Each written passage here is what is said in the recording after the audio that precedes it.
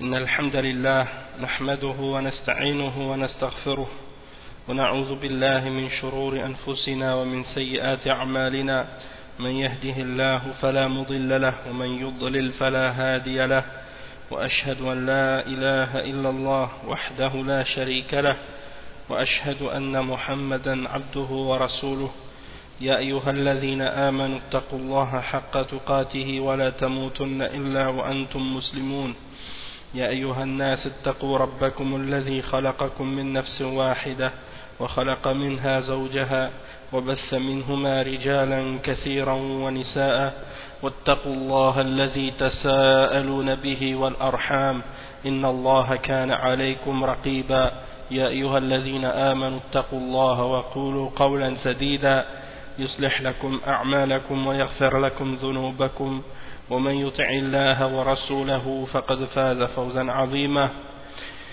وإن خير الكلام كلام الله وخير الهدي هدي محمد صلى الله عليه وسلم وإن شر الأمور محدثاتها وكل محدثة بدعة وكل بدعة ضلالة وكل ضلالة في النار أما بعد. Donc on commence aujourd'hui le cours numéro 8 dans la lecture du livre Sharh Kashf al-Shubuhat, qui est un livre écrit par le Cheikh Mohammed ibn Abdul Wahhab avec l'explication du Cheikh Abdul Aziz ibn Abdullah ibn Baz rahimahullah. Et donc on commence donc par lire les questions Inch'Allah qui ont été posées au Cheikh ibn Baz à la fin du dernier cours, et on va lire les réponses également. Donc la première question, et c'est relié toujours au dernier cours. يا شيخ ما يعرفون هذه العبادة التي تجب له؟ الجواب هم أقسام أكثرهم لا يعرفون جهال وبعضهم معاند مثل ما تقدم. Donc la première question, on demande au cheikh, ya cheikh, ils ne connaissent pas l'adoration qui est obligatoire pour eux, et le cheikh il répond, il dit ils sont de différentes catégories, c'est-à-dire les mushrikoun, ils sont de différentes catégories. Certains d'entre eux sont ignorants et certains d'entre eux sont des gens qui s'obstinent à rejeter la vérité et qui s'obstinent à persister dans le faux, comme on l'a expliqué précédemment. La question suivante, aslu ikhlas al-ibadati kulluhum maqrunun bidhalik. aslu ikhlas al-ibada kulluhum maqrunun bidhalik. الجواب ولكن بعضهم جاهل يحسب أن دعوة الأولياء والاستغاثة بالأولياء لا يخرجه من كونه مسلما، وأن هذا لا بأس به لأنه ما دعاهم لأنهم مستقلون دعاهم لأنهم واسطة، فظن أن هذه الواسطة لا حرج فيها، والواسطة هي الشرك الأكبر كالذي فعله قوم نوح وقوم هود وقوم صالح وغيرهم كلهم يقول ما نعبدهم إلا ليقربونا إلى الله زلفى، ويقولون هؤلاء شفعاؤنا عند الله. C'est ça. La question c'est ça.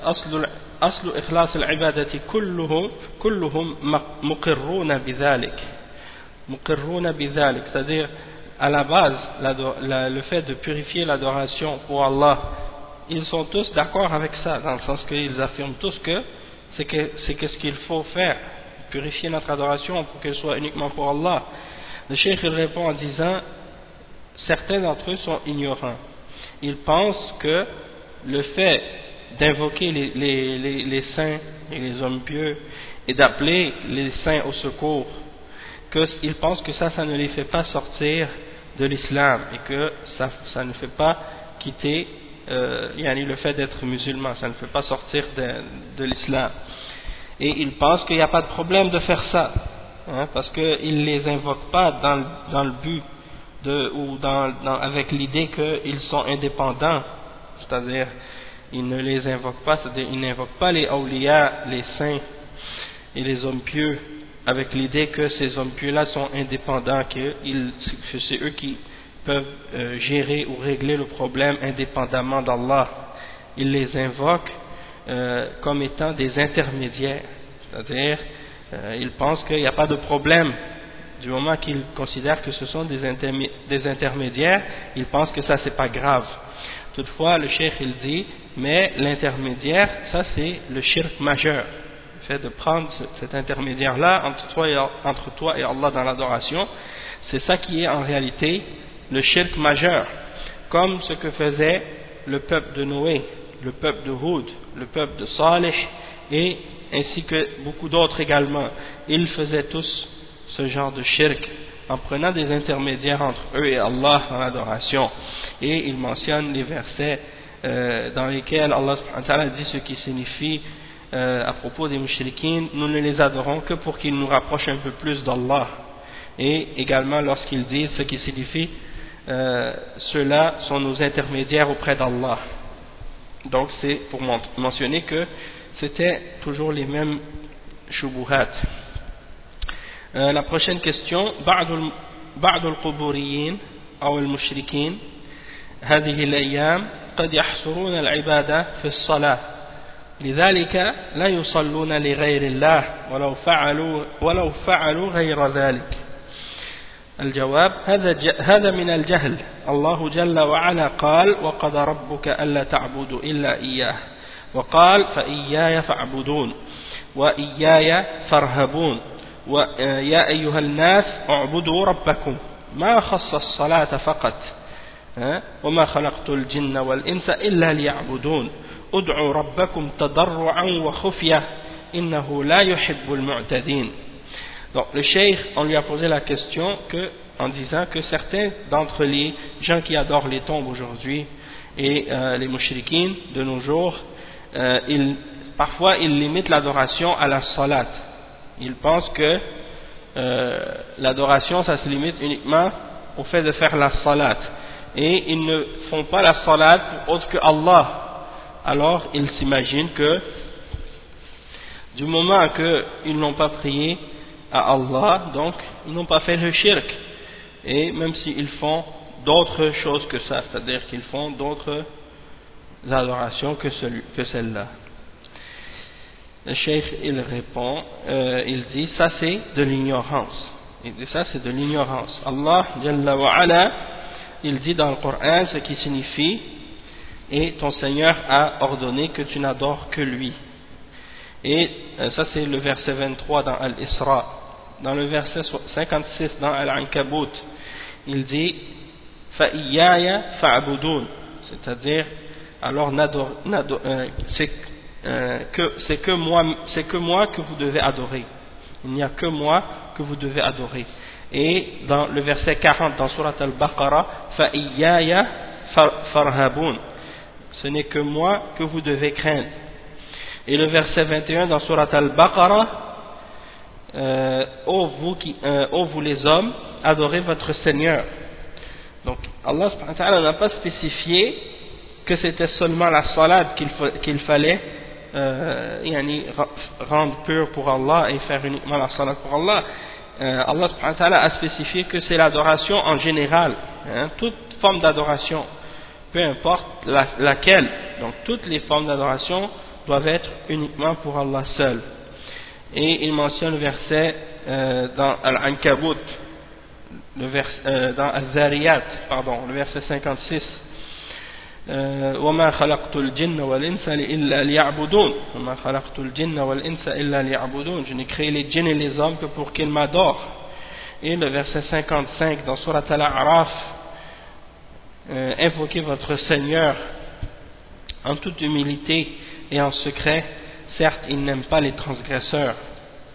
Donc ça c'est des exemples de la réponse du cheikh à propos de ce sujet-là. Ensuite on lui a posé une autre question. Ya cheikh, عندنا هنا بعض الشباب لا يؤمنون بشيء. الجواب دهريين لا يؤمنون بشيء لا يؤمنون بالآخرة ولا برب ولا بشيء ولا شيء مثل الشيوعية لا يؤمنون برب ولا خالق وإنما هي حياتنا الدنيا نموت ونحيا. Donc on a posé la question au cheikh, il y a autour de nous ou près de nous des jeunes qui ne croient en rien, Donc le cheikh il répond, il dit ce sont des dahriyoun, ce sont des gens qu'on appelle dahriyoun, ils ne croient en rien, ils ne croient pas en l'au-delà, ils ne croient pas en un seigneur, ils ne croient en rien, comme les communistes par exemple, hein?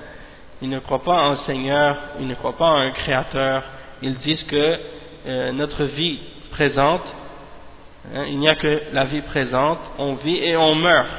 En voulant dire c'est juste le temps qui nous fait vieillir et qui nous fait mourir, mais il n'y a rien d'autre.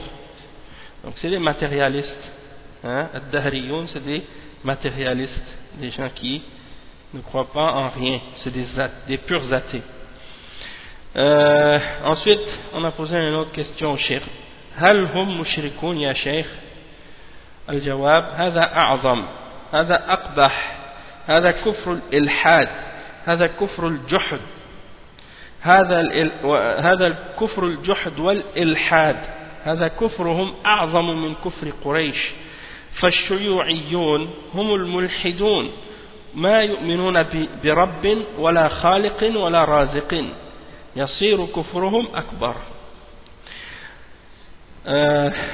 Donc on a posé la question au cheikh, est-ce que ce sont des mushrikoun, c'est-à-dire est-ce que ces matérialistes athées là, est-ce qu'on dit que ce sont des mushrikoun? Le cheikh il dit c'est plus grave encore, c'est plus laid encore. Ça c'est le kufr qu'on appelle kufr al-ilhad, et le kufr de al-juhd wal-ilhad, c'est-à-dire le kufr de la négation et du fait de nier l'existence d'Allah ou l'existence de ses attributs ou ainsi de suite. Donc il dit ça c'est un kufr qui est plus grave encore que le kufr de Quraysh. Il dit les communistes sont des athées, ils ne croient pas en Allah, ils ne croient pas en un seigneur, ils ne croient pas en un créateur, ils ne croient pas en un pourvoyeur, donc ils ne croient pas en Allah subhanahu wa ta'ala. Donc leur kufr est plus grave encore, est plus grand encore. La question suivante: لماذا سموا مشركين؟ الجواب: لأنهم عبدوا أهواءهم. Donc on a posé la question au cheikh, pourquoi on les appelle mushrikoun? Et le cheikh il répond, il dit parce qu'ils ont adoré leur passion. سؤال: من جاء إلى قبر يطلب منه أن يدعو له عند الله؟ الجواب: ما يملك ذلك. إذا قال له اشفع لي أو ادعو لي شرك على الصحيح. فإذا قال للقبر ادعو لي أو اشفع لي فإن هذا لا يجوز، طلب منه ما لا يقدر عليه. Donc la question ici au cheikh c'est: si quelqu'un va à une tombe et il invoque cette tombe ou la personne qui est enterrée en lui demandant d'invoquer Allah pour elle, la personne demande aux morts d'invoquer Allah pour elle. La réponse, le cheikh il dit cette personne ne possède pas la capacité de faire cela. Lorsqu'il lui dit intercède pour moi ou invoque Allah pour moi, ça c'est du shirk, hein, selon l'opinion correcte. Et s'il dit à la tombe invoque pour moi ou intercède pour moi, il n'a pas le droit de lui demander ça, parce qu'il lui demande ce qu'il n'est pas capable de faire. Il demande au mort ce que le mort ne peut pas faire. Et après le cheikh il dit, on a posé la question ensuite: صرح بعض الناس أن هذا هو قول ابن تيمية. الجواب: صرح ابن تيمية بأن هذا شرك أكبر. Donc la question c'est que certaines personnes ont dit clairement que ceci était la parole de Ibn Taymiyyah ou la position de Ibn Taymiyyah. Le cheikh il répond en disant que Ibn Taymiyyah a explicitement dit que cela est une forme de shirk majeur. Donc celui qui demande à un mort de prier Allah pour lui ou d'invoquer Allah pour lui, ça c'est une forme de shirk majeur. Hein? Et ensuite la question suivante: حديث الدعاء مخ العبادة. الجواب: فيه ضعف، ولكن الصحيح الدعاء هو العبادة، وهذا أصح وألفاظه حديث هذا أصح ألفاظه. فحديث الدعاء مخ العبادة فيه ضعف ومعناه صحيح. Donc on a posé la question ensuite au cheikh à propos du dua, lorsqu'on dit que le dua c'est le cœur de l'adoration ou la pulpe de l'adoration. Et le cheikh il répond, il dit ce hadith là il est faible, mais la version qui est authentique de ce hadith c'est celle qui dit que le dua c'est l'adoration, le dua c'est l'adoration, et celui-là il est plus authentique dans sa formulation. Et donc le hadith ad-du'a mukhul ibadah il est faible, toutefois sa signification est vraie. السؤال من يقول إن الكفر التكذيب.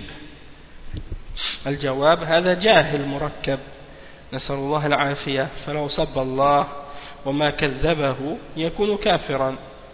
Donc on a posé la question au cheikh ensuite, celui qui dit que le kufr c'est uniquement par at-takzib qu'on peut le faire, c'est-à-dire que c'est seulement lorsqu'on renie quelque chose qui vient d'Allah ou qu'on traite de mensonge quelque chose qui vient d'Allah, comme s'il y en a qui pensent que c'est seulement ça le kufr. Et le cheikh il répond, il dit ça c'est de l'ignorance, et c'est de l'ignorance superposée ou doublée, c'est-à-dire la personne elle ignore et elle ignore qu'elle ignore. Nasallallahu al-afiyah. Donc il dit si quelqu'un par exemple insulte Allah, même s'il il renie pas Allah ou il traite pas ce que Allah a révélé de mensonge, il est quand même kafir, même si il ne renie pas, parce que il a insulté Allah subhanahu wa ta'ala. السؤال هل يخرج من الملة؟ الجواب بلى يصير كافرا. الذين يرون أن الكفر التكذيب معناه أن الذي يصلي لغير الله أو يسجد لغير الله لا يكذب ولا يسب الله ما يصير كافرا حتى يكذب نسأل الله العافية. Bala, yasiru kafiran. Donc le cheikh, on lui a posé la question, est-ce que la personne qui insulte Allah, elle sort de la religion? Le cheikh il dit, certes, elle sort de la religion, elle devient mécréant. Ceux qui considèrent que le kufr, c'est seulement lorsque la personne a renié quelque chose de la religion, il dit ça veut dire quoi? Ça veut dire que celui qui prie pour autre que Allah, ou qui se prosterne pour autre que Allah, il n'a pas renié. Il n'a pas renié, et celui qui insulte Allah, il devient pas mécréant jusqu'à ce qu'il traite de mensonge. Il dit ça c'est une erreur, c'est totalement faux. Nasallallahu al-afiyah. Et donc ensuite on lui a posé la question au cheikh. بعض العوام يقول دعوت الله عز وجل فترة طويلة هل يقال له اصبر أو ربما أن الله عز وجل يؤجلها لك في خير؟ الجواب يصبر. يقول النبي صلى الله عليه وسلم ما من عبد يدعو الله بدعوة ليس فيها إثم ولا قطيعة رحم إلا أعطاه الله بها إحدى ثلاث، إما أن تعجل له في الدنيا أو تؤخر له في الآخرة أو يصرف عنه من الشر مثل ذلك. قالوا يا رسول الله إذا نكثر؟ قال الله أكثر. نعم. والله سبحانه وتعالى حكيم عليم قد يؤجلها لأنه قد تضره الإجابة. Donc le cheikh, on lui a posé la question. Certains parmi le commun des musulmans, ils disent par exemple j'ai invoqué Allah pendant longtemps, en voulant dire j'ai invoqué Allah pendant longtemps sans être exaucé. Est-ce qu'on dit à cette personne sois patiente, ou il se peut que Allah subhanahu wa ta'ala l'a retardé pour toi pour un bien quelconque, c'est-à-dire il a retardé d'exaucer cette demande de ta part pour un bien? La réponse, que la personne soit patiente, qu'elle soit patiente. Le prophète sallallahu alayhi wa sallam a dit nul serviteur invoque Allah par une invocation dans laquelle il n'y a ni péché et ni rupture des liens de la parenté, excepté que Allah lui donne pour cette invocation une des trois choses suivantes. Soit qu'il lui précipite, il lui donne il l'exauce dans cette dunya, qu'il lui donne ce qu'il a demandé directement dans cette dunya, ou bien qu'il lui met en dépôt pour l'akhirah, ou yudakhiruhu lahu fil akhirah, donc Allah va lui, ou bien qu'Allah va lui laisser en dépôt, il va lui garder en réserve dans l'au-delà, ou yusrifu anhu min ash-sharri mithla dhalik, ou bien que Allah subhanahu wa ta'ala va l'écarter d'un mal qui correspond à ce qu'il a demandé. Et ils ont dit, ô messager d'Allah, dans ce cas-là on va demander trop. Et le prophète sallallahu alayhi wa sallam a répondu, Allahu akthar, en voulant dire, tu peux jamais demander trop à Allah subhanahu wa ta'ala. Tu peux jamais demander trop à Allah subhanahu wa ta'ala. Et le cheikh il dit, pour terminer, il dit, Allah subhanahu wa ta'ala est sage et omniscient, et il se peut qu'il repousse cette invocation que la personne lui a donnée, il repousse sa réponse, parce que peut-être que s'il lui exauce sa demande dans cette dunya, ça peut lui faire un tort, ça pourrait lui faire du mal, et donc à cause de ça il lui retarde, il la repousse pour lui. Donc ça c'est des exemples que le cheikh explique à propos de ce sujet-là. La question ensuite, السؤال بعض الناس يصلي خلف من يأتي الشرك الأصغر ويقول إنه جاهل وهو مسلم يصلى وراءه وهو مسلم يصلى وراءه الجواب إذا عرف أنه مشرك شرك أكبر ما تصح الصلاة خلفه بإجماع المسلمين، فإنه لا تصح الصلاة خلف المشرك بإجماع المسلمين، وإذا عرف أنه مشرك Donc la question c'est que certaines personnes prient derrière une personne qui fait un shirk mineur, et ils disent cette personne est ignorante et qu'il est musulman, donc on peut prier derrière cette personne. Donc il pose la question au cheikh à ce sujet. Le cheikh il répond si on sait que la personne est un mushrik qui a commis un shirk majeur, dans ce cas-là la prière derrière lui n'est pas valable. Dans ce cas-là la prière derrière lui n'est pas valable selon le consensus de tous les musulmans, parce que la prière derrière la personne qui fait un shirk, qui fait le shirk, le mushrik, eh bien cette prière-là elle n'est pas valable selon le consensus de tous les musulmans. Ça c'est lorsqu'on a su que c'est un mushrik, que la personne en question est mushrik. La question suivante, as-salatu khalf al-kuhan. الجواب لا يصلى خلف الكهان لا يصلى خلف الكاهن لأن الكاهن قد يكون مشركا وقد يصدق السحرة والمنجمين وقد يصدق غيرهم فيكون مثلهم. Donc on a posé la question à propos de prier derrière les diseurs de bonne aventure ou les voyants ou les gens qui prédisent l'avenir ou des choses comme ça. Est-ce que c'est permis? Et quel est le verdict? Donc le cheikh il répond, il dit on ne doit pas prier derrière le voyant ou le diseur de bonne aventure, parce que celui qui fait ça il se peut qu'il soit mushrik, et il se peut qu'il croit en les sorciers ou en la personne qui fait de l'astrologie ou des choses comme ça, qui croit en l'astrologie ou en les astres, des choses comme ça. Et celui qui croit en ce que un d'entre eux a dit, alors il est comme eux. C'est-à-dire que tu ne peux pas prier derrière celui qui est un voyant ou un diseur de bonne aventure ou un astrologue, ces gens qui font ça, et tu ne peux pas non plus prier derrière celui qui croit en ça.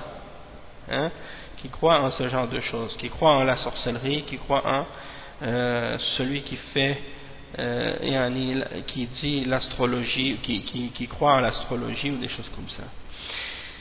Une autre question qui a été posée: توجد فتوى من الشيخ ابن عثيمين من وقعت منه حادث سيارة من غير تفريط لا شيء عليه فنرجو منكم التوضيح.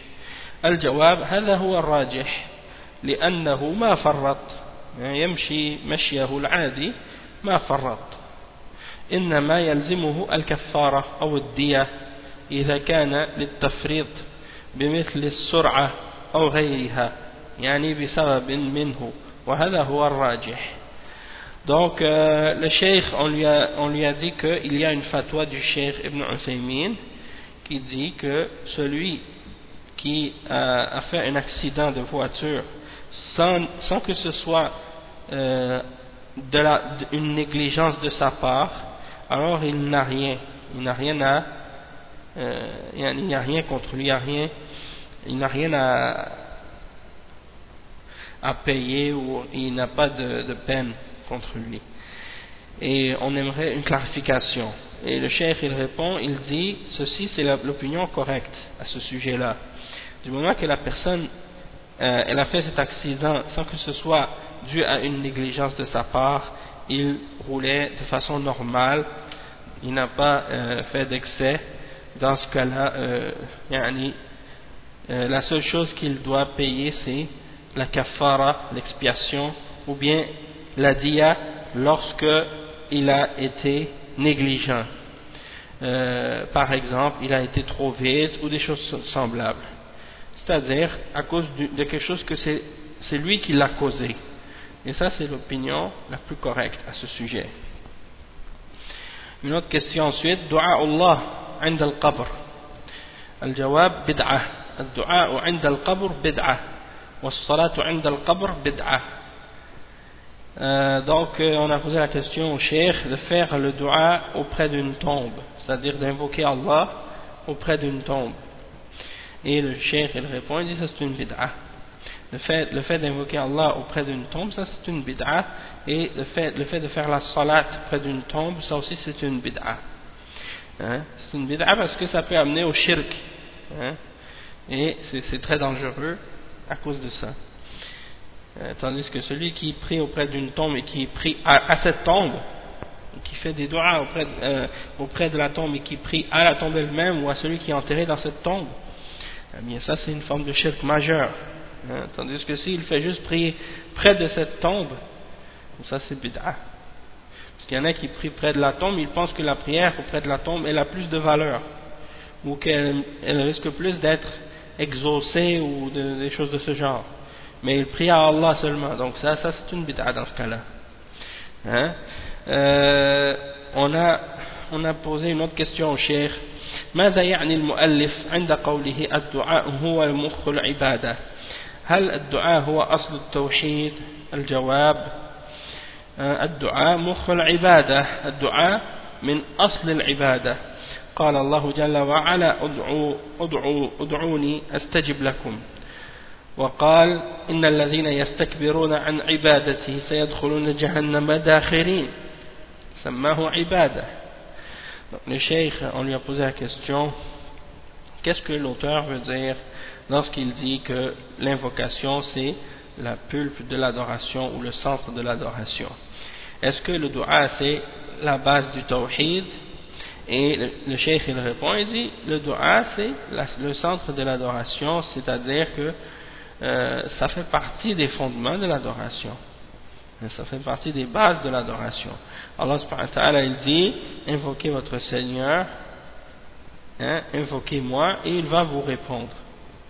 Invoquez-moi et je vais vous répondre. Oui, c'est ça. Donc ensuite il dit: ceux qui s'enflent d'orgueil face à mon adoration, ils entreront dans l'enfer humiliés. Donc Allah subhanahu wa ta'ala a appelé le dua il a appelé l'adoration invocation, ou bien il a appelé l'invocation adoration dans ce verset. Il dit ud'ouni, et puis après il dit inna ladhina yastakbiruna an ibadati. Donc il a remplacé le mot dua par ibada. Donc c'est la preuve que le dua c'est une adoration, c'est une des bases de l'adoration. C'est le verset, ça c'est le verset 60 dans Surat Ghafir. Ensuite, une autre question qu'on a posée au cheikh. في بعض الأحيان أنصت لقراءة الإمام ويصيبني شك هل قرأت الفاتحة أم لا، وبعض الأحيان لا أقرأها وأقول هذا من وسواس الشيطان، فما حكم فعل السابق؟ الجواب: الأصل أنه قرأها ما دام خلف الإمام، ويترك الوسواس ويجتهد في قراءتها ويحرص، لأن الشيطان حريص على إفساد صلاة بني آدم، مثل ما يشك هل قال سبحان ربي العظيم، هل قال سبحان ربي الأعلى، هل قرأت التحيات. الشيطان يوسوس عليه ويلعب به. Donc la question c'est que la personne dit parfois j'écoute, je me concentre pour écouter la récitation de l'imam, et il me prend un doute, ou il me vient un doute sur le fait de dire est-ce que j'ai récité la Fatiha ou non. Et il dit parfois je ne l'ai pas récité, mais je me dis ça c'est des soupirs ou des doutes qui viennent du shaitan. Donc il décide de ne pas de se dire que il l'a lu, il se dit à lui-même je l'ai lu, et il dit ça c'est des doutes du shaitan, même quand il l'a pas lu, parfois il se dit oui je l'ai lu, ça c'est des doutes du shaitan. Quel est le verdict? Et le cheikh il dit la base c'est qu'il l'a lu du moment qu'il est derrière l'imam, et il doit abandonner ce genre de soupir, ou ce genre de doute qu'il a, ce genre de waswas, lorsque quelqu'un commence à toujours avoir des soupçons sur sa prière, des pensées comme ça, il se demande est-ce que j'ai prié, est-ce que j'ai pas prié, est-ce que j'ai récité le Fatiha, est-ce que j'ai pas récité le Fatiha, est-ce que j'ai fait le wudu, est-ce que j'ai pas fait le wudu.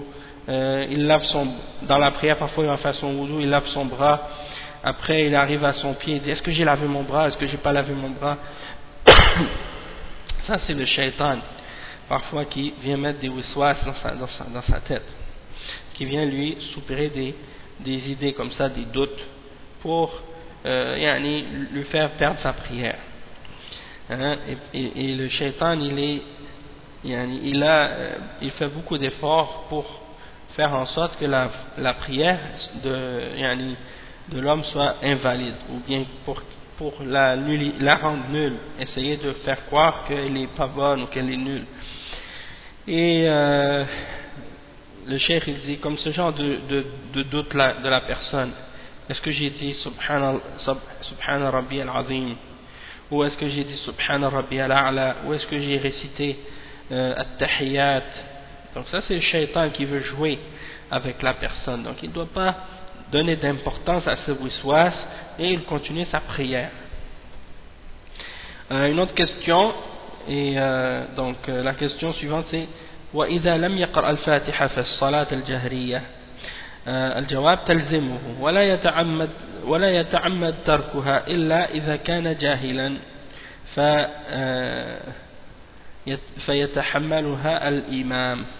Donc le cheikh il dit donc, et s'il n'a pas lu la Fatiha dans la prière qui est récitée à haute voix, le cheikh il dit c'est obligatoire pour lui, et tant qu'il n'a pas c'est obligatoire pour lui tant qu'il n'a pas abandonné sa récitation volontairement.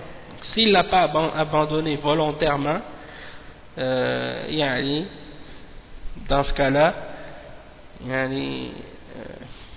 c'est-à-dire s'il n'a pas délaissé volontairement, excepté s'il est ignorant, s'il n'a pas abandonné volontairement, c'est l'imam qui l'a lu pour lui, ou bien qui porte cette obligation-là pour lui.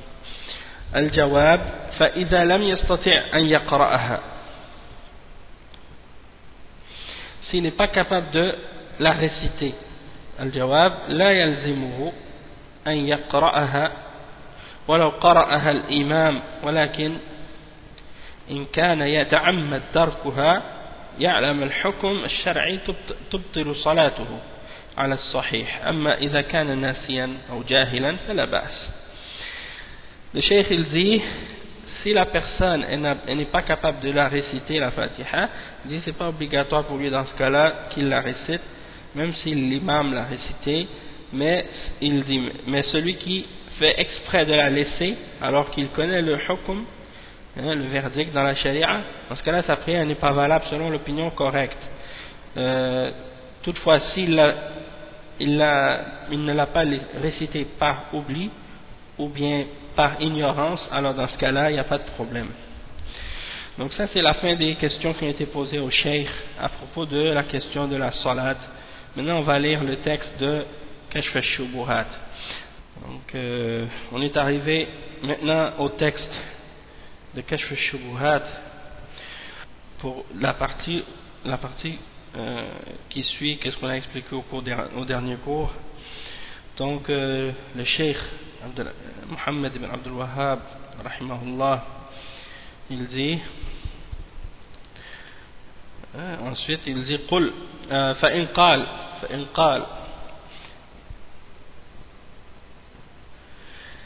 قال تنكر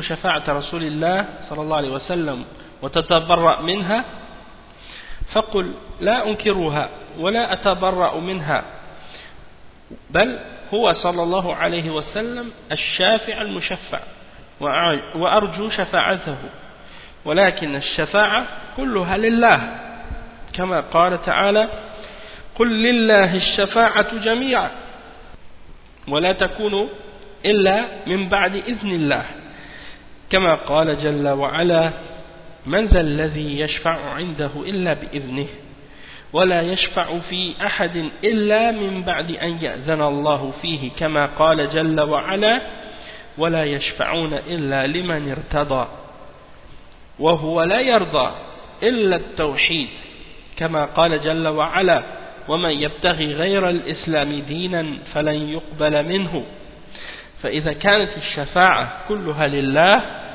ولا تكون إلا من بعد إذنه ولا يشفع النبي صلى الله عليه وسلم ولا غيره في أحد حتى يأذن الله فيه ولا يأذن الله تعالى إلا لأهل التوحيد تبين لك أن الشفاعة كلها لله فاطلبها منه وقل اللهم لا تحرمني شفاعته اللهم شفعه في وأمثال هذا.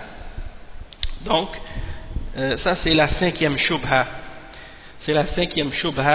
c'est-à-dire que ils essaient de, les mushrikoun qui adorent les tombes, ils essaient de faire croire que celui qui renie le shirk et qui rejette le shirk, alors il renie l'intercession du messager sallallahu alayhi wa sallam. Ça c'est une des shubuhat parmi les shubuhat des gens de shirk à notre époque et des gens de bid'ah.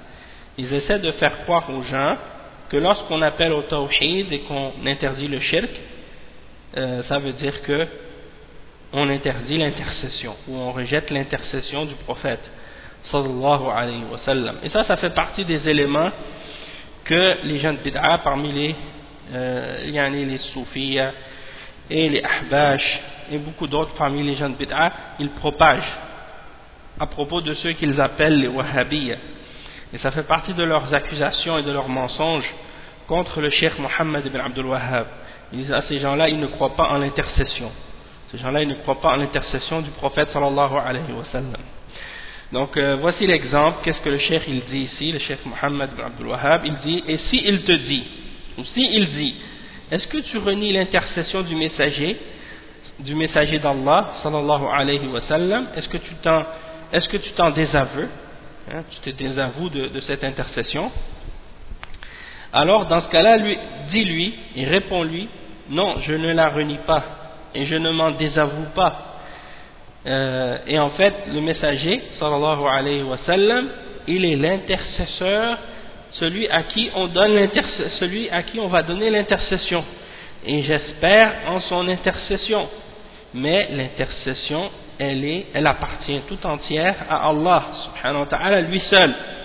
comme Allah subhanahu wa ta'ala le dit lui-même dans le verset 44 dans Surat Az-Zumar, Qul lillahi shafa'atu jami'a. Dis, ô Muhammad, dis, c'est à Allah, lui seul, qu'appartient toute l'intercession. C'est à Allah qu'appartient l'intercession tout entière. Et l'intercession de la part du messager, sallallahu alayhi wa sallam, ou de la part des intercesseurs, ne sera qu'après la permission, après que Allah subhanahu wa ta'ala ait donné la permission d'intercéder à celui qui va intercéder. Et il mentionne la preuve de ça dans le verset dans Ayatul Kursi, le verset 255 dans Surat Al-Baqarah. Qui peut intercéder auprès de lui? Qui peut intercéder auprès de lui excepté par sa permission? Donc nul ne peut intercéder auprès d'Allah excepté par la permission d'Allah.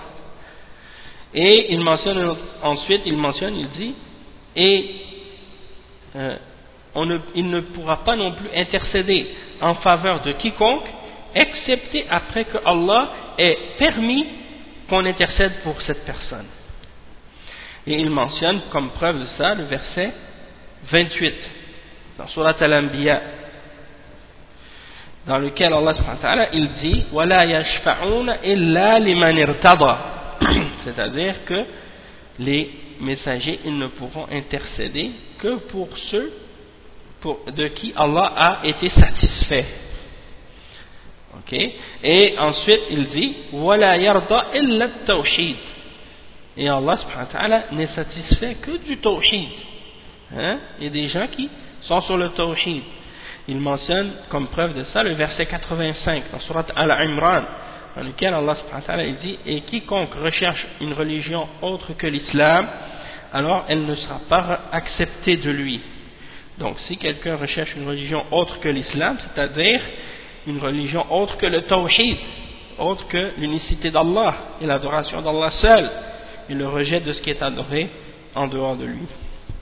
Donc le cheikh il résume tout ça en disant, donc si on dit que l'intercession tout entière est pour Allah seul et qu'elle ne va se faire que après qu'il ait donné la permission à l'intercesseur d'intercéder, et que l'intercesseur ne pourra intercéder, que ce soit le prophète Muhammad sallallahu alayhi wa sallam ou quelqu'un d'autre d'entre les prophètes ou les hommes pieux qui vont intercéder au jour de la résurrection, nul d'entre eux ne pourra intercéder excepté en faveur de celui pour qui Allah a permis qu'on intercède.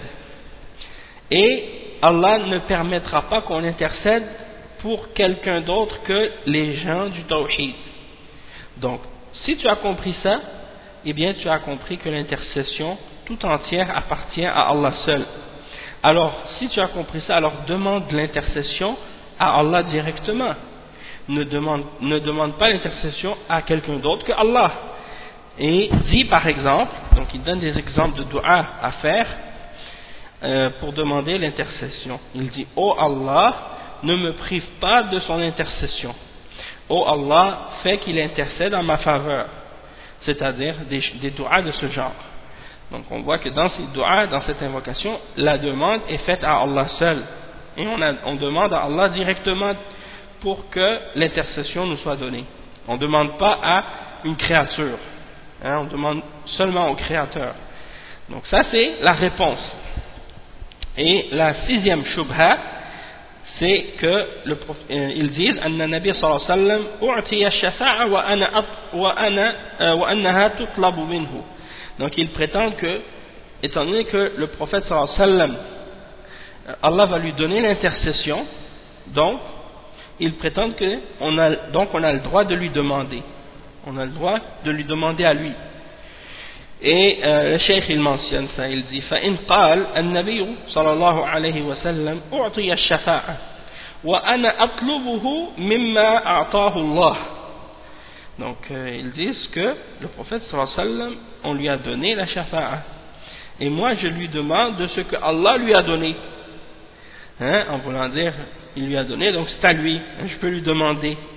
La réponse, le cheikh il répond, il dit فَالْجَوَابِ أن الله أعطاه الشفاعة ونهاك عن هذا وقال تعالى فلا تدعوا مع الله أحدا فإذا كنت تدعو الله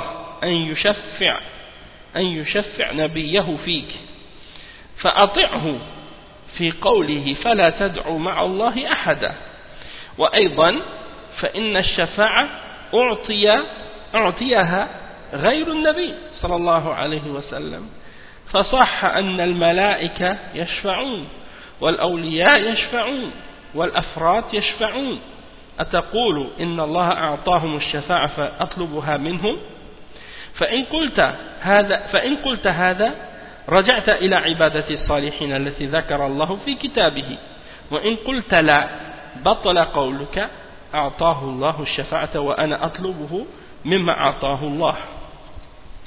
Donc le cheikh il dit la façon de répondre à cette shubha c'est de dire que Allah subhanahu wa ta'ala lui a donné l'intercession sauf qu'il t'a interdit de la demander au prophète sallallahu alayhi wa sallam parce que Allah subhanahu wa ta'ala a dit par exemple dans Surat al-Jinn le verset 18 Allah dit ce qui signifie n'invoquez personne avec Allah.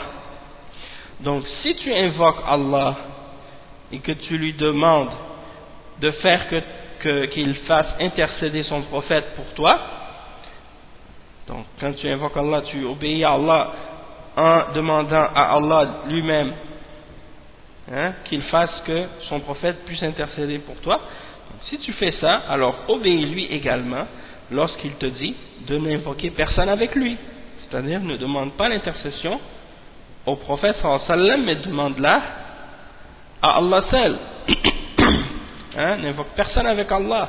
Et il dit ensuite, et également, l'intercession, c'est pas seulement le prophète sallallahu alayhi wa sallam qui l'a reçu, c'est pas seulement à lui qu'on l'a donné, parce que ça a été rapporté authentiquement que les anges vont intercéder également, et que les hommes pieux vont intercéder aussi, et que Al-Afrat, et Al-Afrat c'est les enfants qui sont morts avant la puberté, eux aussi vont intercéder. Est-ce que tu vas dire dans ce cas-là que puisque Allah leur a donné l'intercession, que tu as le droit de leur demander à eux d'intercéder pour toi? Si tu dis ça, si tu dis oui, alors dans ce cas-là tu es revenu à l'adoration des hommes pieux que Allah a mentionné dans son livre au sujet des mushrikines. Mais si tu dis non, dans ce cas-là tu viens de montrer la fausseté de ta parole lorsque tu dis que Allah lui a donné l'intercession et moi je ne fais que lui demander de ce que Allah lui a donné. Donc tu viens de te réfuter toi-même et de prouver la fausseté de ce que tu dis. Donc ça c'est la façon dont on répond à ce genre de shubuhat. Maintenant le Cheikh bin Baz il clarifie ces deux shubuhat et il réfute ces deux shubuhat en détail. Il dit قال الشيخ ابن باز رحمه الله المؤلف رحمه الله بسط الكلام في الشفاعة وقد أحسن الله له في ذلك وأوضح ما ينبغي إيضاحه وما فيه من الحجة القاطعة لأهل الشرك. Donc le Cheikh Ibn Baz rahimahullah il dit que l'auteur Cheikh Mohammed ibn Abdul Wahhab rahimahullah il a détaillé donc il a simplifié plutôt la parole au sujet de l'intercession et Allah subhanahu wa ta'ala lui a fait du bien justement et lui a donné une bonne façon de clarifier cette chose-là de façon claire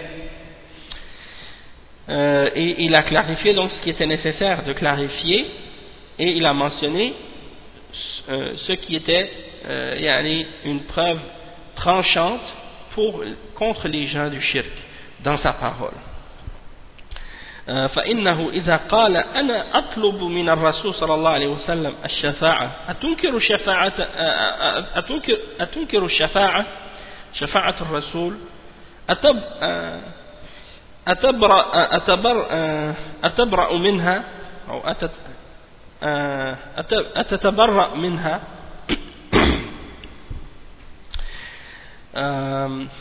وتقول له لا أنكرها ولا أتبرأ منها بل أثبتها الرسول صلى الله عليه وسلم له شفاعة الله أعطاه الشفاعة وأعطى الأنبياء وأعطى الملائكة هذا حق ولكن الله أعطاه الشفاعة ونهاك أن تطلبها منه هي ملك الله جل وعلا قال الله تعالى قل لله الشفاعة جميعا هي ملكه لا يعطيها من يشاء اطلبها من مالكها هي ملكه يعطيها من يشاء اطلبها من مالكها ثم هو سبحانه لا يشفع أحدا عنده إلا بإذنه ولا يأمن إلا لأهل التوحيد ولا يرضى إلا أعمالهم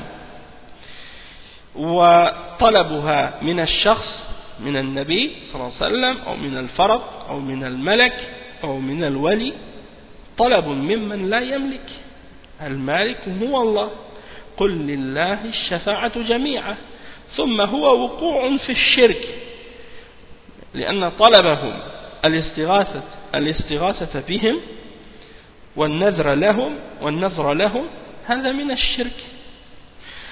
Donc le cheikh il explique, il dit si la personne qui fait le shirk, qui adore les hommes pieux, il te dit ou il te demande, il dit moi je demande l'intercession au messager sallallahu alayhi wa sallam,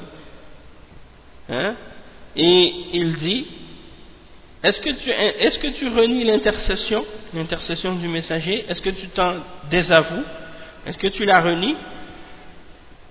Tu lui réponds et tu lui dis non, je ne la renie pas et je ne m'en désavoue pas, au contraire je l'affirme.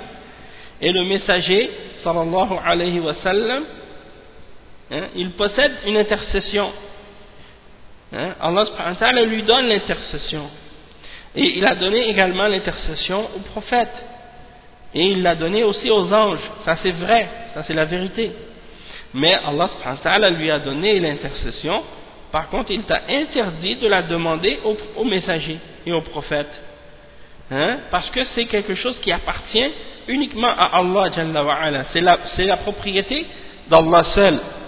Allah subhanahu wa ta'ala il dit dans Surat Az-Zumar, le verset 44, قُلْ لِلَّهِ الشَّفَاعَةُ جَمِيعًا. Donc Allah il dit, ce qui signifie, dit aux messagers d'Allah, aux hommes, que c'est à Allah seul qu'appartient l'intercession tout entière. Donc c'est la propriété d'Allah subhanahu wa ta'ala, il la donne à qui il veut. Alors si tu désires obtenir cette intercession, demande-la de son propriétaire, demande l'intercession de son propriétaire, et son propriétaire c'est qui? Son propriétaire c'est Allah subhanahu wa ta'ala. Et puis ensuite Allah subhanahu wa ta'ala la yashfa' ahadun عنده إلا بإذنه. Allah subhanahu wa ta'ala, personne ne peut venir demander l'intercession auprès de lui excepté par sa permission, et personne ne sera en sécurité et n'obtiendra l'intercession excepté les gens du tawhid, et il ne sera satisfait que de leurs œuvres à eux, c'est-à-dire Allah ne sera satisfait que des œuvres des gens du tawhid. Donc il dit, et de demander l'intercession d'une personne ou du prophète ou d'un enfant qui est mort avant la puberté ou d'un ange ou d'un wali, c'est de demander à ces créatures-là ce qu'ils ne possèdent pas, ce qui n'est pas à eux. Allah subhanahu wa ta'ala il dit que l'intercession elle est sa propriété, que c'est lui le propriétaire de l'intercession, c'est lui le maître de l'intercession, c'est à lui que ça appartient. Il dit au Muhammad sallallahu alayhi wa sallam, dit aux hommes, c'est à Allah seul qu'appartient l'intercession tout entière. Puis le fait de demander à autre que Allah pour l'intercession, c'est quelque chose qui te fait tomber dans le shirk. Parce que comme par exemple lorsque tu demandes l'intercession à une créature, tu tombes dans le shirk. Lorsque tu demandes lorsque tu appelles au secours une créature, tu commets du shirk. Lorsque tu fais un vœu pour une créature, tu fais un vœu pieux, et tu cherches à faire un vœu pieux pour te rapprocher d'une créature, des choses de ce genre. Et donc tout ça, tu fais ça pour une créature, donc ça devient du shirk, ça aussi. Donc tout ça, c'est des exemples de shirk. Tu appelles un saint. Quand tu as un moment de détresse ou un malheur, tu appelles au secours un mort dans sa tombe. Ou tu fais un vœu pieux pour quelqu'un qui est mort dans sa tombe. Ou quelqu'un qui est à un endroit qu'il ne peut pas savoir, il ne peut pas t'entendre. Tu l'appelles au secours. Hein? Ça c'est des exemples de shirk. Hein? Et tu demandes ce que seul Allah peut donner, ce que seul Allah est capable de faire. Ça c'est du shirk akbar. Hein? C'est du shirk. Et le cheikh il dit وهذا يصادم قوله تعالى فلا تدع مع الله أحدا وقضى ربك ألا تعبدوا إلا إياه يا أيها الناس اعبدوا ربكم ادعوني أستجب لكم فالواجب أن يطلب منه سبحانه ويخص بالدعاء والطلب للشفاعة لأنها ملكه فإنه لا يعطيها إلا من رضي الله قوله وعمله كما قال تعالى ولا يشفعون إلا لمن ارتضى وقال تعالى وكم من ملك في السماوات لا تغني شفاعتهم شيئا إلا من بعد أن يأذن الله لمن يشاء ويرضى وقال سبحانه إن تكفروا فإن الله غني عنكم ولا يرضى لعباده الكفر ما يرضى لعبده أو لعباده الكفر فلا بد من التوحيد الذي يرضاه الله كما قال تعالى إن الدين عند الله الإسلام ومن يبتغي غير الإسلام دينا فلن يقبل منه وهو يرضى التوحيد والإسلام واتباع الرسول صلى الله عليه وسلم هذا هو الدين هو الإسلام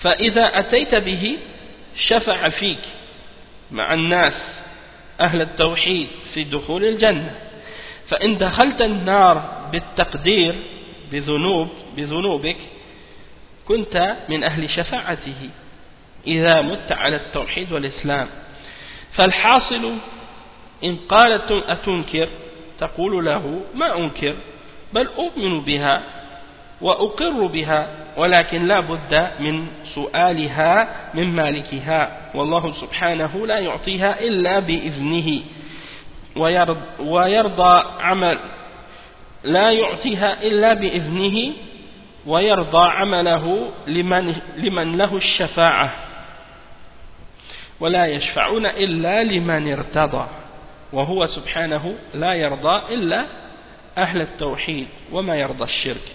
Donc le cheikh explique, il dit, donc le fait de demander à autre qu'à Allah l'intercession, ça vient en contradiction. Et le fait d'offrir une adoration à autre qu'à Allah, ça vient en contradiction avec les versets suivants, où Allah subhanahu wa ta'ala dit, alors n'invoquez personne avec Allah. Ou bien le verset qui dit, et Allah vous a ordonné de n'adorer que lui. Ou le verset qui dit, ô vous les hommes, adorez Allah seul. Adorez votre Seigneur. Ou le verset dans lequel Allah subhanahu wa ta'ala dit invoquez-moi, je vais vous exaucer, je vais vous répondre. Donc l'obligation c'est qu'on demande uniquement à Allah subhanahu wa ta'ala et qu'on rende notre invocation exclusivement à Allah, qu'on invoque uniquement Allah et qu'on demande l'intercession uniquement à Allah subhanahu wa ta'ala parce que c'est sa propriété, c'est à lui seul et il ne la donne qu'à celui de qui il a agréé les paroles et les actions, comme il le dit dans le verset 28 dans Surat Al-Anbiya, et il n'intercède que pour celui de qui il est satisfait, de qui Allah est satisfait. Et le verset 26 dans Surat Al-Najm, Allah subhanahu wa ta'ala il dit, et combien d'anges dans les cieux dont l'intercession ne servira à rien excepté après que Allah subhanahu wa ta'ala ait donné la permission pour celui de qui il a voulu, pour qui il a voulu et qu'il a agréé. Illa min ba'di an ya'zana Allahu liman yasha'u wa yarda, pour celui qu'il a voulu et de qui il a agréé. Et il mentionne le verset 7 dans Surat Az-Zumar où Allah subhanahu wa ta'ala dit, et si vous reniez la foi alors sachez que Allah subhanahu wa ta'ala n'a aucun besoin de vous et il n'agrée pas de la mécréance pour son serviteur. Il n'agrée pas de la mécréance pour son serviteur. Donc Allah subhanahu wa ta'ala n'agrée pas de la mécréance pour son serviteur. Donc il faut que la personne ait le tawhid. Il faut qu'elle soit sur le tawhid. Si elle n'est pas sur le tawhid, Allah subhanahu wa ta'ala ne va pas l'agréer et être satisfait d'elle. Et celui qui invoque autre que Allah et qui demande à autre que Allah et qui demande l'intercession à autre que Allah, automatiquement il sort des gens du tawhid, il quitte le tawhid, il rentre dans le shirk. Donc il ne sera pas du nombre de ceux que Allah va agréer. Allah subhanahu wa ta'ala dit dans le verset 19 dans Surat Al-Imran que la religion auprès d'Allah est l'islam. La seule religion que Allah accepte, c'est l'islam. Le verset 85 dans Surat Al-Imran, celui qui cherche une religion autre que l'islam, Allah ne va pas l'accepter de lui. Donc Allah agrée uniquement le tawhid, l'islam et le fait de suivre le messager sallallahu alayhi wa sallam. Et c'est ça la religion de l'islam. Donc si tu ramènes l'islam avec toi, si tu es sur l'islam, dans ce cas-là, il pourra intercéder pour toi. Avec le reste des gens qui sont parmi les gens du tawhid. Et il te fera rentrer au paradis.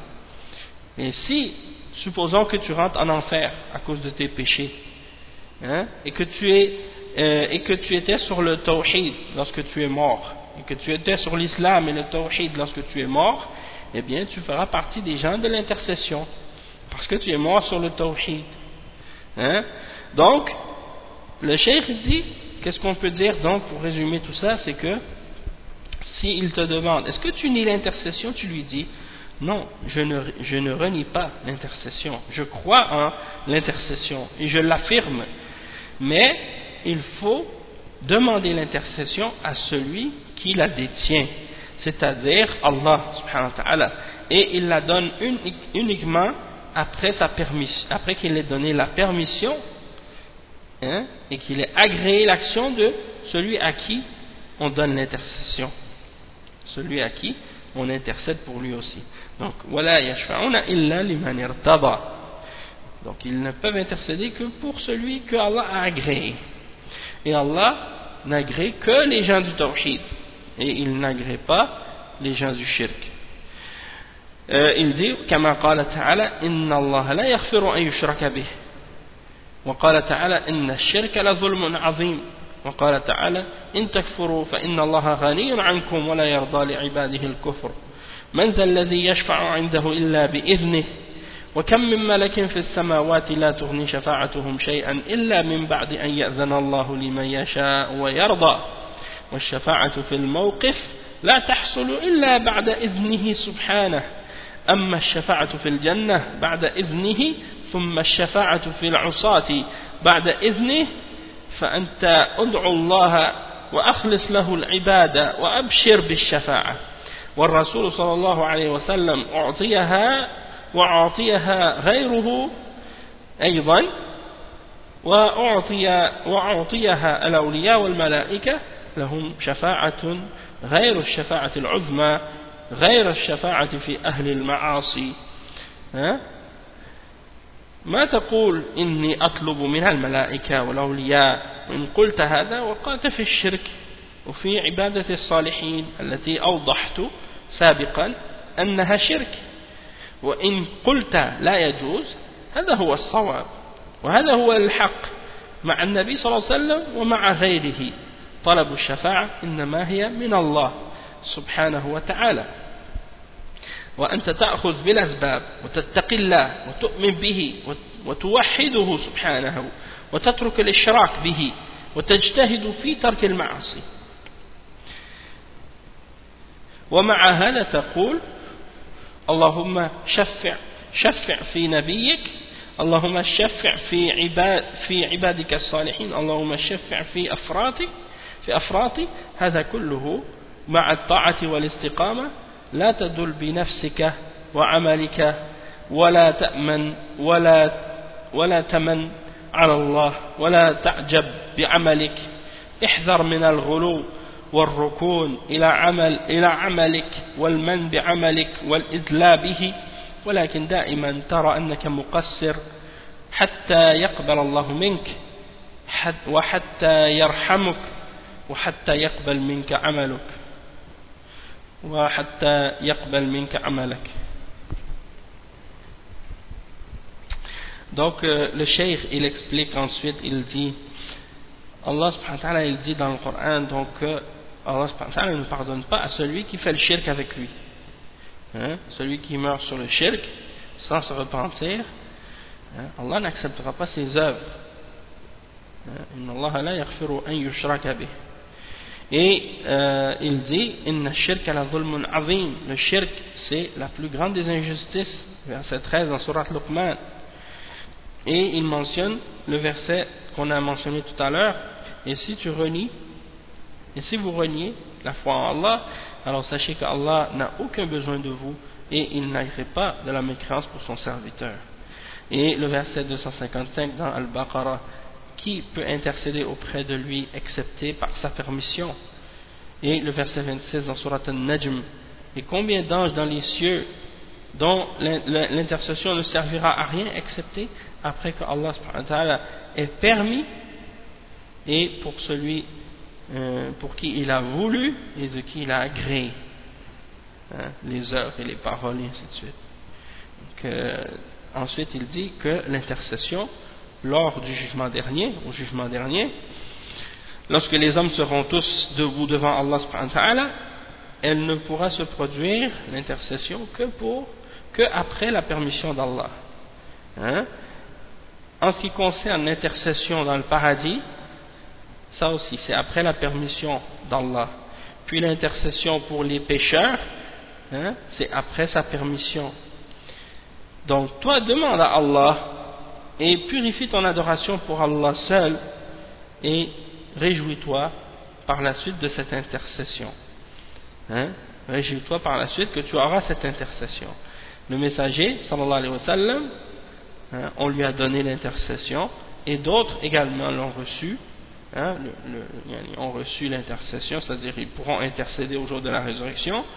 Les hommes pieux l'ont reçu, les anges ils auront une intercession et ils auront une intercession autre que la grande intercession au jour de la résurrection et autre que l'intercession pour les pécheurs. Il dit ne dis pas je demande l'intercession des anges ou des hommes pieux, parce que si tu dis ça tu es tombé dans le shirk et dans l'adoration des hommes pieux, qu'on a expliqué plus tôt précédemment que ça c'était du shirk. Et si tu dis que cela n'est pas permis, ça c'est ce qui est correct, c'est ça qui est vrai. C'est pas permis de demander l'intercession à autre que à Allah subhanahu wa ta'ala. Et ça c'est ce qui est vrai. هذا هو الحق مع النبي ومع غيره.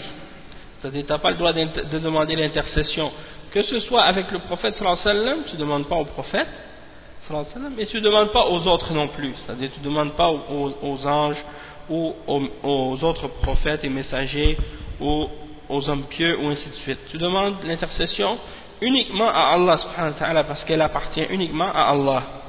Et toi tu prends les moyens nécessaires et les causes, c'est-à-dire tu crains Allah subhanahu wa ta'ala, tu crois en lui, tu purifies ton adoration pour lui, tu établis son tawhid, tu abandonnes le shirk et tu fais des efforts pour abandonner les désobéissances et les péchés.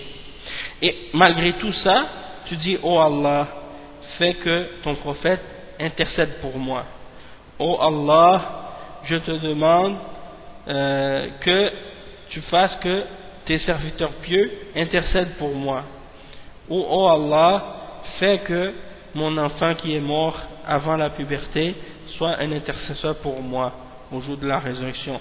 Donc ça tu demandes à Allah subhanahu wa ta'ala. Et malgré ça, malgré que tu fais ces invocations là, tu dois également faire les obéissances et les actes de la droiture. Tu ne dois pas penser que ça y est, tes actions sont suffisantes, tu es en sécurité, tu es protégé, comme si tu as une faveur devant Allah, comme si Allah t'as des faveurs que tu fais à Allah subhanahu wa ta'ala, en adorant Allah, que c'est des faveurs que tu lui fais et que tu deviens ébloui de tes propres œuvres, hein? Tu dis ah moi j'ai fait beaucoup d'adoration, j'ai fait beaucoup de bien, Allah il faut qu'il me fasse rentrer au paradis maintenant, hein? Tu te sens en sécurité par rapport à tes actions. Fais attention de tomber dans l'exagération et de t'appuyer uniquement sur tes œuvres et de te vanter ou de rappeler à Allah subhanahu wa ta'ala tes bonnes œuvres, hein? Et d'agir comme si tu avais une faveur sur Allah subhanahu wa ta'ala. Donc tu dois toujours considérer que tu as un manquement dans tes actions, que tu n'as pas fait tout ce que tu devais faire devant Allah subhanahu wa ta'ala pour que Allah accepte de toi, pour que Allah subhanahu wa ta'ala te fasse miséricorde et pour que Allah subhanahu wa ta'ala accepte tes œuvres. وقال في حق أهل الإيمان والذين يؤتون ما أتوا وقلوبهم وجلة أنهم إلى ربهم راجعون أولئك يسارعون في الخيرات وهم لهم سابقون. قالت عائشة رضي الله عنها يا رسول الله أهو الرجل يسرق ويزني ويشرب الخمر؟ قال لا ولكنه الرجل يصلي ويصوم ويخاف أن لا يقبل منه. وهكذا المؤمنون يعملون الصالحات وهم على خوف وحذر إنهم كانوا يسارعون في الخيرات ويدعوننا رغبا ورهبا وكانوا لنا خاشعين. قال تعالى إن الذين يخشون ربهم بالغيب لهم مغفرة وأجر كبير.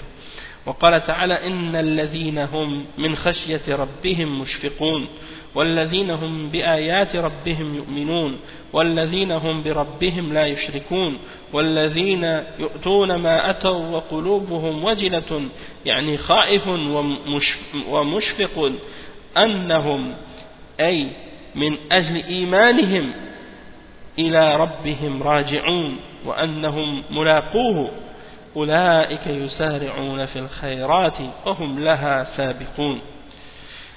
Donc le cheikh il explique ensuite, il dit, Allah subhanahu wa ta'ala il dit au sujet des gens de la foi, le verset 60 et 61 dans Surat al-Mu'minun, et ceux qui donnent ce qu'ils donnent alors que leur cœur est frémissant à l'idée qu'ils vont revenir à leur Seigneur, et ceux-là se précipitent dans les bonnes œuvres et ils sont ceux qui précèdent tous les autres dans celle-ci.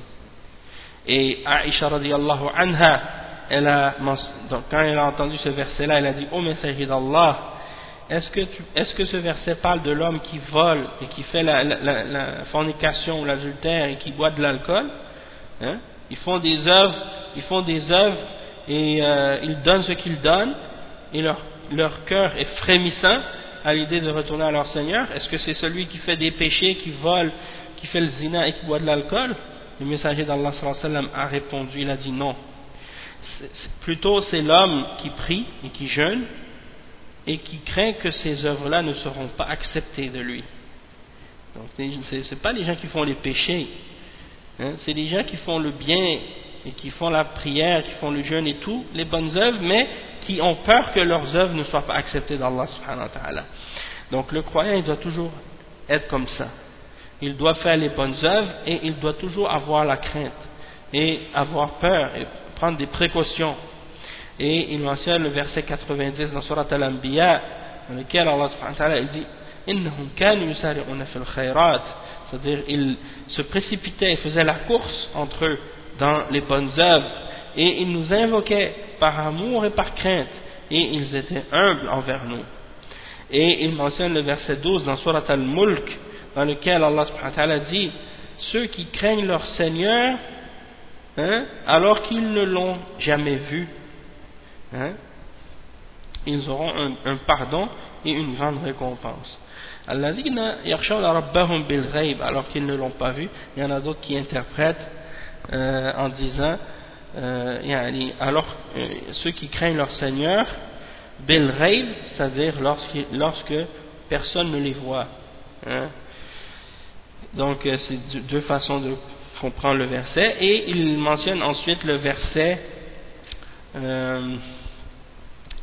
le verset 57 à 61 dans Surat Al-Mu'minun, ceux qui sont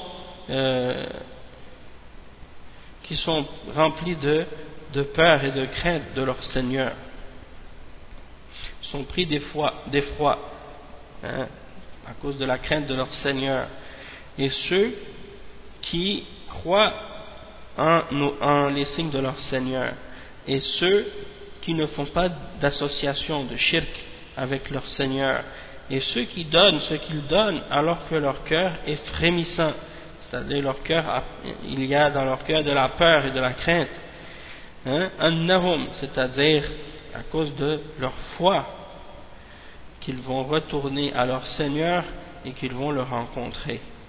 Ceux-là, ils se précipitent, ils font la course vers les bonnes œuvres, et ils sont ceux qui dépassent les autres, ils dépassent tous les autres dans les bonnes œuvres. Donc ça, c'est l'état des gens qui ont la crainte d'Allah subhanahu wa ta'ala, qui ont la piété, hein. Ils font, malgré qu'ils prennent toutes les précautions, et malgré qu'ils ont la sincérité envers Allah et qu'ils ne veulent pas faire de shirk, hein, et qu'ils font des bonnes œuvres et de la piété, et bien malgré tout ça, ils ont quand même le cœur qui frémit, hein, et ils ne se calculent pas eux-mêmes comme étant en sécurité, hein, comme étant sauvés. Non, bien au contraire, hein, ils se voient en danger tout le temps, parce que l'homme, il a toujours des manquements, et on craint toujours de lui que il ait commis un péché ou qu'il ait fait une négligence quelconque, hein. Il craint qu'il ait des péchés ou des choses dont il ne s'est pas repenti, hein. Il craint qu'il ait des actions dont il n'a pas complété les conditions. Donc il est toujours, hein, il fait toujours attention, il est toujours dans la crainte et dans les précautions. C'est comme ça que le croyant doit être. Le Cheikh il dit هذه حالة الأتقياء مع الحذر ومع الإخلاص لله وعدم الشرك ومع الأعمال الصالحة هم مع هذا قلوبهم وجلة لا يعدون أنفسهم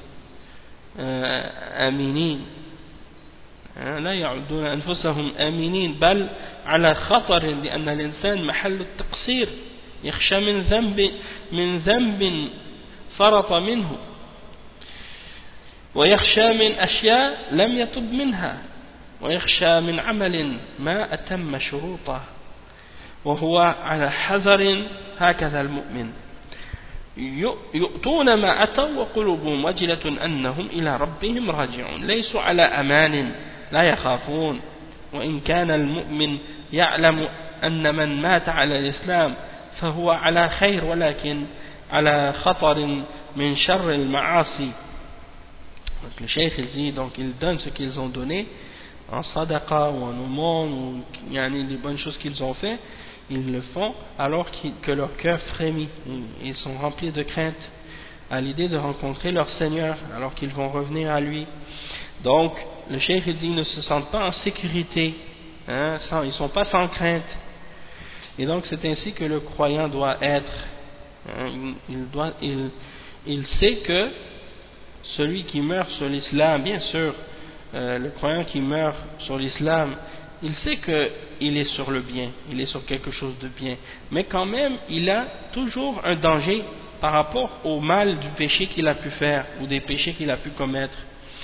Le cheikh il dit فالمؤمن من يعمل ويكدح ويجتهد ويسأل ربه ويرجو ربه أن يتقبل منه ويؤمن بما أخبر الله به ورسوله من نجاة المؤمنين الموحدين ولكن هناك ومن هلاك الكافرين ومن كون الشفاعة عنده لا تكون لأحد إلا بإذنه ولا تكون لأحد إلا بما رضي الله قوله ولا تكون لأحد إلا بما رضي الله قوله وعمله ويؤمن بما أخبر الله به ورسوله ويعمل على ضوء ذلك عمل المجد الخائف الوجل المشفق الذي يريد الله الدار الآخرة ويخشى ذنوبه ويخشى سيئاته وهو على وجل. هكذا أهل الإيمان هم مع العمل الصالح مع الجد في الطاعة ومع الحذر في السيئات هم على وجل يخشون الله ويراقبونه سبحانه وتعالى. ولمن خاف مقام ربه جنتان ذلك لمن خاف مقامي وخاف وعيد يخافون ربهم من فوقهم ويفعلون ما يؤمرون.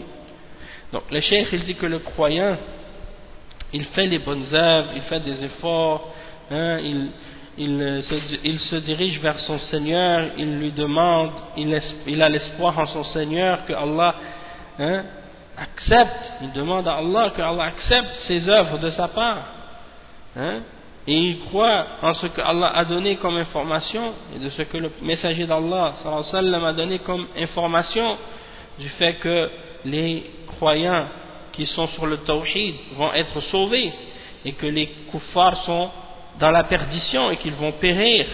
Il croit en tout ça. وَمِنْ كَوْنِ الشَّفَاعَةِ. Il croit également que l'intercession auprès d'Allah subhanahu wa ta'ala ne sera que par sa permission, et que l'intercession ne sera que pour celui dont Allah a agréé les paroles et les actions parmi les gens du tawhid, et que celui qui et il croit également que Allah subhanahu wa ta'ala, il croit en ce que Allah a dit et ce que son messager sallallahu alayhi wa sallam a dit, et il fait les œuvres à la lumière de cela, il agit à la lumière de cela, il fait les actes de quelqu'un qui est motivé, qui est sérieux et qui a peur d'Allah subhanahu wa ta'ala, qui a la crainte d'Allah subhanahu wa ta'ala, celui qui veut la demeure de l'au-delà, qui craint ses péchés, qui craint les fautes qu'il a commises, et il a toujours cette peur en lui-même, cette crainte en lui-même lorsqu'il fait, même lorsqu'il fait des bonnes œuvres, parce que la crainte c'est pas juste quand on fait des péchés qu'on doit l'avoir, même quand on fait des bonnes œuvres, donc imaginez ceux qui font des péchés qui n'ont même pas la crainte. Nasallallahu al-afiyah. Il y en a qui font les péchés, qui vivent dans la désobéissance d'Allah, qui vivent dans le péché, qui vivent dans le haram, et qui n'ont pas la crainte des actions, pour les actions qu'ils font. Alors imaginez celui qui est comme ça, qu'Allah nous préserve. Alors que Allah il nous mentionne ici que celui qui fait les bonnes œuvres, lui aussi, même lui il doit avoir la crainte d'Allah subhanahu wa ta'ala, parce que même s'il fait des bonnes œuvres, il ne peut pas savoir, il peut pas être 100% certain est-ce que Allah va accepter ses œuvres. Donc il a peur que Allah n'approuve pas ou n'accepte pas ses actions, ses œuvres, et que Allah ne les approuve pas. Peut-être qu'elles ne sont pas faites correctement, peut-être qu'elles ne sont pas faites avec les conditions, peut-être qu'elles ne sont pas faites avec sincérité, peut-être qu'elles ne sont pas faites avec intention sincère, peut-être qu'elles ne sont pas faites correctement. Et donc il y a plein de possibilités. Pourquoi Allah subhanahu wa ta'ala n'accepterait pas l'adoration de quelqu'un? Donc il faut toujours être dans la crainte à propos de ces choses-là. Le cheikh il dit وَهَكَذَا أَهْلُ الْإِيمَانِ هُمْ مَعَ الْعَمَلِ الصَّالِحِ وَمَعَ الْجَدِّ مع الجد في الطاعة مع الحذر من السيئات وهم على وجل يخشون الله ويراقبونه. Donc même les gens de la foi, malgré qu'ils font des bonnes œuvres, malgré qu'ils sont sérieux dans leur adoration, dans leur obéissance d'Allah, et malgré qu'ils font attention à ne pas faire des péchés, et malgré qu'ils ont peur et qu'ils craignent Allah subhanahu wa ta'ala, et qu'ils savent que Allah subhanahu wa ta'ala, ils restent conscients que Allah les surveille à chaque instant, et malgré tout, ils ont cette peur-là. Et Allah subhanahu wa ta'ala mentionne dans le Coran, le verset 46 dans Surat Ar-Rahman, وَلِمَنْ خَافَ مَقَامَ رَبِّهِ جَنَّتَانِ, et le verset 14 dans Surat Ibrahim, وَلِمَنْ خَافَ مَقَامِي ذَلِكَ لِمَنْ خَافَ مَقَامِي وَخَافَ وَعِيدِ. Le verset 50 dans Surat An-Nahl, يَخَافُونَ رَبَّهُمْ مِنْ فَوْقِهِمْ وَيَفْعَلُونَ مَا يُؤْمَرُونَ. Donc, et pour celui qui a craint de se tenir devant son Seigneur, il aura 2 jardins. Et l'autre verset qui dit ce qui signifie, voici pour celui qui a craint de se tenir devant moi et qui a eu la crainte de ma menace. Et le verset 50 qui signifie, et ils craignent leur Seigneur qui est au-dessus d'eux, et ils font ce qu'ils sont ordonnés de faire, en parlant des anges. وهكذا الأولياء مع الجد في الطاعة والعمل الصالح عندهم الخوف العظيم والشفقة على الله أن يؤخذوا بسيئات اقترفوها وعمل واجب قد فرطوا فيه. هذه حال أولياء الله، حالهم مع الجد والنشاط والعمل حالهم الخوف والوجل. وفق الله الجميع. Donc le cheikh dit de même que les awliya d'Allah, les gens qui sont rapprochés d'Allah, la même chose, avec le sérieux qu'ils ont dans leurs adorations, dans leurs bonnes œuvres, ils ont la peur, une grande peur d'Allah, la grande crainte d'Allah subhanahu wa ta'ala, qu'ils soient attrapés au moment où ils faisaient des mauvais péchés, des mauvaises actions, des mauvaises œuvres, qu'ils soient pris pour les péchés qu'ils ont commis, ou qu'ils aient commis qu'ils ont fait une bonne action ou une obligation dans la religion, mais qu'ils ont eu des manquements dedans, des obligations dedans, des manquements ou des négligences dedans. Donc ça, c'est comme ça que sont les hommes qui sont rapprochés d'Allah dans leurs adorations. Ils ont toujours la crainte d'Allah, la peur d'Allah, et ça c'est alors qu'ils sont motivés et qu'ils font des bonnes œuvres et qu'ils font beaucoup d'efforts. Malgré tout, ils ont la peur et la crainte. Donc, ça c'est pour montrer l'attitude du vrai croyant, comment il doit être. Et il y a des fois des gens qui vivent dans le péché. Quand je dis qu'ils vivent dans le péché, c'est-à-dire qu'ils vivent tous les jours dans la désobéissance d'Allah, c'est-à-dire qu'ils font des actes de péché ouvertement et publiquement tous les jours, et c'est devenu pour eux normal de vivre comme ça. Comme par exemple quelqu'un qui, supposons, qui néglige la salat, ou imaginez quelqu'un qui prie même pas. Et on sait que il y a des hadiths qui mentionnent à ce sujet-là que celui qui prie pas, il n'y a pas de différence entre lui et le mushrik et le kafir. Donc, imaginez. Ou bien celui qui prie, mais par exemple qui fume la cigarette, ou qui boit de l'alcool, ou qui, par exemple, travaille dans une banque, ou bien, par exemple, celui qui fait la prière mais qui rase sa barbe, ou bien qui imite les kuffars dans plein de choses différentes, ou la femme qui se voile pas, qui porte pas son djilbab, qui se couvre pas entièrement, correctement, ou qui montre ses parures, ou des parties de son corps, qui exhibe des parties de son corps qui sont obligatoires de couvrir, ou qui les couvre pas correctement et qui vit comme ça tous les jours. Elle sort de la maison sans se couvrir, sans se voiler, ou en se couvrant, mais d'une façon qui n'est pas islamique, ou qui n'est pas en accord avec les conditions de la charia. Donc ça c'est des exemples, des gens comme ça, ils prennent l'habitude de vivre comme ça. Il y a plein d'autres péchés aussi.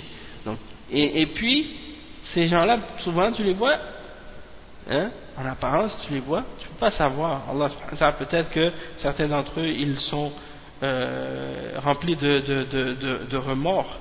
Peut-être qu'ils demandent pardon à Allah, peut-être qu'ils vont se repentir, et puis que dans un certain temps, ils vont commencer à se réformer, à se corriger, à changer, et à devenir meilleurs, et à commencer à appliquer ce qu'ils négligent, ou à faire ce qui est obligatoire, et à délaisser ce qui est interdit. Mais par rapport à qu'est-ce qu'on voit, qu'est-ce qu'on juge, par rapport à qu'est-ce qu'on voit avec nos yeux de la part de ces gens-là, eh bien, c'est que c'est des gens Hein? Ils font ces choses-là, tandis que les gens qui sont parmi les hommes pieux et les saints et les rapprochés d'Allah, eux, ils s'écartent de tous ces péchés-là et ils font tout ce qui est obligatoire pour eux, et malgré ça ils ont peur d'Allah subhanahu wa ta'ala, que Allah n'accepte pas, ou ils ont peur d'avoir commis un péché quelconque. Et il y a des gens comme ça. Pourquoi je mentionne ces exemples-là? C'est parce qu'il y a des gens qui parfois pensent que des péchés, ils les rapetissent quand ils font certains péchés qui sont graves, ou bien des fois des péchés que eux ils pensent que c'est pas grave, ou que c'est des petits péchés alors que c'est des grands péchés, des péchés graves. Hein? C'est pour ça que je dis ça. C'est que les gens parfois, la façon comment ils jugent la gravité d'un péché, ils jugent incorrectement. Ils ne savent pas que parfois un péché peut être petit pour eux, mais grave pour Allah subhanahu wa ta'ala. Hein? Et Allah il mentionne ça dans le Coran. Il dit يَحْسَبُونَهُ هَيِّنًا وَهُوَ عِنْدَ اللَّهِ عَظِيمٌ. Ils le voient petit, alors que pour Allah subhanahu wa ta'ala c'est quelque chose de très grave. Hein? Donc il se peut que parfois quelqu'un fasse un grand péché, mais qu'il a tellement de crainte et de peur et de remords et de malaise par rapport à ce péché-là, que ça devient une cause de repentance pour lui, tandis que l'autre qui fait des petits péchés et qui les néglige et qui les voit comme étant insignifiants, et à cause de l'état de son cœur, de l'insouciance qu'il a dans son cœur au moment où il commet ce péché-là, et à cause du fait qu'il le rapetisse, eh bien à cause de ça, ça devient un grand péché. Hein? Donc c'est pour dire, subhanallah, l'état du cœur de la personne lorsqu'elle commet le péché, ça a aussi un impact sur la gravité de ce péché-là. Ensuite, le cheikh il dit Allah yaqul man yashfa'u shafa'atan hasana.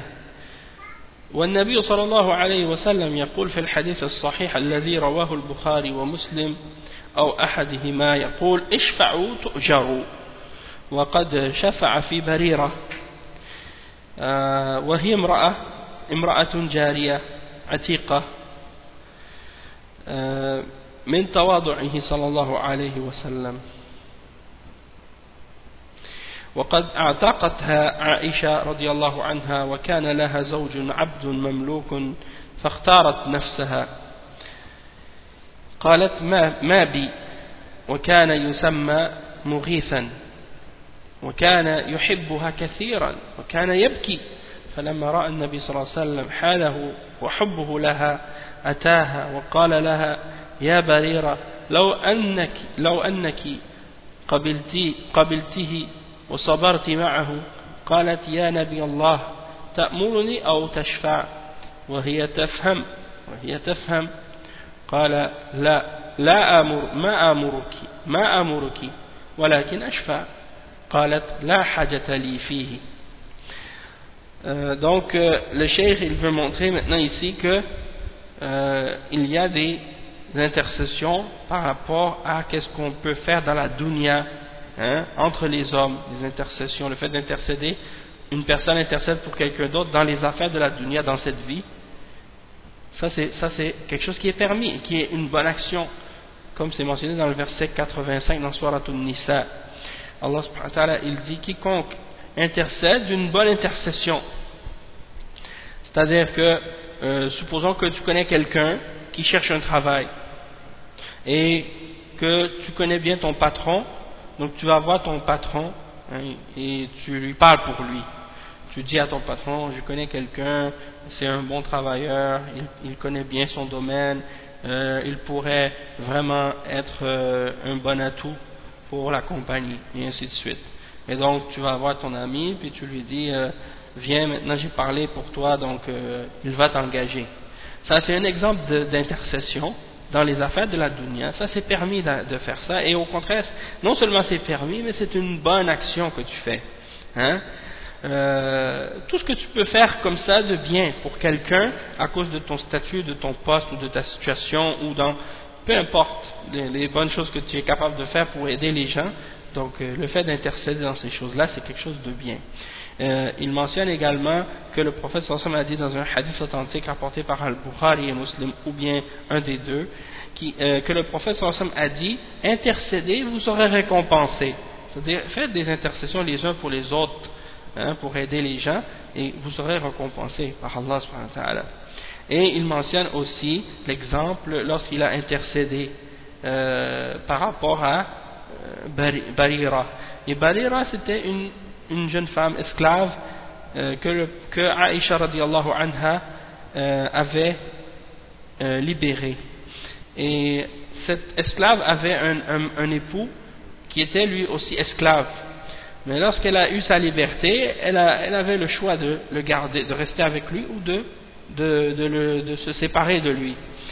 Et donc elle voulait plus de lui, elle voulait plus de lui. Et cette esclave s'appelait Mourithan. Donc cette esclave l'aimait beaucoup. Et lorsque elle a été libérée, donc elle voulait plus de lui. Lui, il l'aimait beaucoup, il aimait Barira beaucoup, et il pleurait parce qu'elle voulait se séparer de lui. Alors lorsque le messager d'Allah sallallahu alayhi wa sallam, le prophète sallallahu alayhi wa sallam, a vu son état et comment il l'aimait et comment il pleurait pour elle, il est allé voir Barira et il lui a dit: oh Barira, pourquoi, si tu l'acceptes et si tu restes patiente avec lui, tu restes avec lui, en voulant dire, ce serait bien que tu restes, que tu endures avec lui, que tu sois patiente avec lui. Et Barira, elle a dit: ô messager d'Allah, est-ce que c'est un ordre que tu me donnes ou bien tu intercèdes en sa faveur? Et elle a compris, donc il lui a dit: non, je ne t'ordonne pas, je ne fais que intercéder en sa faveur. Donc elle a répondu, elle a dit: je n'ai aucun besoin de lui. Et donc c'était pour montrer l'humilité du prophète sallallahu alayhi wa sallam, et comment il a intercédé même en faveur de cette personne auprès de cet esclave. Donc tout ça c'est pour montrer que l'intercession, c'est dans certains contextes c'est quelque chose de bien, et dans certains contextes c'est quelque chose que si tu le fais et que tu demandes à quelqu'un qui ne détient pas, comme par exemple ceux qui demandent au prophète l'intercession, ou aux hommes pieux et aux tombes et des choses de ce genre, et là dans ce cas-là ça devient shirk. Donc il faut mettre chaque chose à sa place, chaque chose, de comprendre les choses correctement et prendre les choses selon les explications et les preuves et les clarifications. Donc on va s'arrêter ici pour aujourd'hui, Inch'Allah, et puis on continuera donc la semaine prochaine, bi'idhnillah, dans les détails de ce cours. Donc ça c'est le cours, aujourd'hui c'était le cours 8, le prochain cours le cours 9, Inch'Allah. سبحانك اللهم وبحمدك أشهد أن لا إله إلا أنت أستغفرك وأتوب إليك بارك الله فيكم وجزاكم الله خيرا والسلام عليكم ورحمة الله وبركاته.